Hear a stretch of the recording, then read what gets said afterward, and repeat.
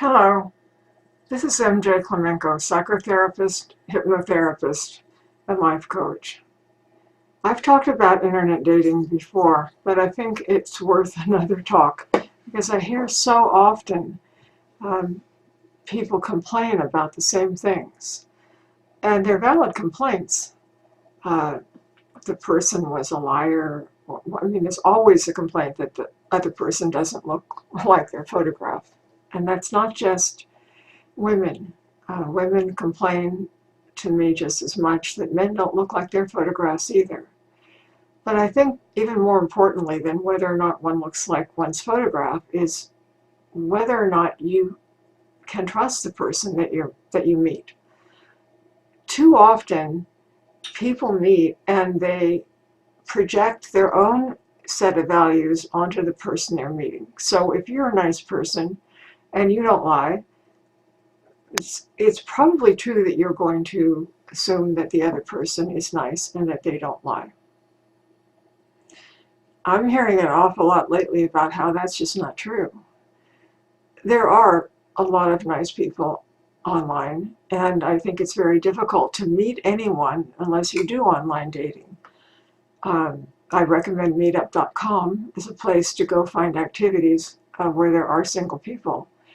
But what I hear is that somebody found out that somebody they were dating for a bit is married, or somebody they were dating for a bit is a liar. Somebody who said they had this job really is unemployed. The way you can solve this is what I've said before. No matter how infatuated you are, no matter how lovely the evening is or the coffee date is, how funny the other person is or seductive or whatever they are that makes you want to know them more, make friends with them. If they really are for you, they're not going to go anywhere. And if you take the time to make friends with somebody, you'll learn about them. You'll learn about how they live. I tell women all the time, do not go to a man's house the first time you meet him. I don't tell that to men because I assume that men are big enough to take care of themselves, and I've never heard of a woman attacking a man, but it does happen to women. Well, if you've taken the time to get to know a man, you should go to his house after you've taken the time to get to know him, because how a person lives is very revealing. If you're a very neat person, you do not want to take up with a slob, because at the end of the day, it won't work. Um, if you go to someone's house and they allow that, or they invite you to their house, they're for sure not married. Well, not for sure, but they're probably not married. Uh, and also, people lie about their jobs. They lie about their income. Now, you're not going to say to somebody on a first or a second or maybe even a third meeting, how much money do you make? How many times have you filed bankruptcy? How often do you lie?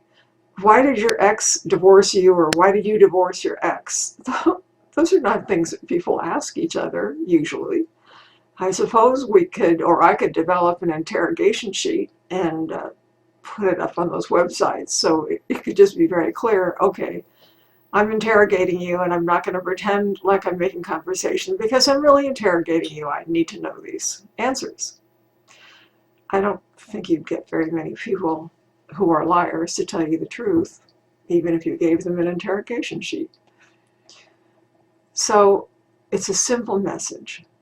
Please take the time to get to know the person you like. Every good relationship is based on a solid friendship. If you don't have that, then when your romantic relationship runs into trouble, and they always do, it doesn't have to be huge, but there are always problems. If you don't have that solid relationship, it will be much harder to navigate solid friendship. Much harder. Uh, Infatuation dies. True friendship doesn't ever go away. And even if the person turns out not to be the one for you in terms of an intimate or romantic relationship, sometimes people wind up with friends, with good friends. And that's something that is really valuable. It's also just too dangerous. I'm saying these things quickly, but some of the stories I'm hearing about what happens when somebody gets involved with somebody who's a liar or um, is cheating in some way, they're just awful. And nobody should be uh, tricked or used or abused in some way.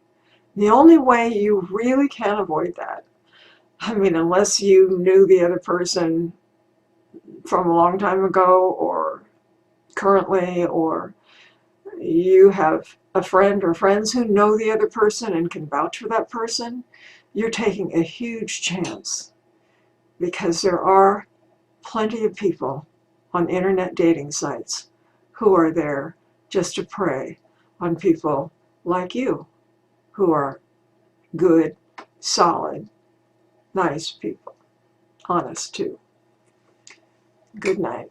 Talk to you again soon.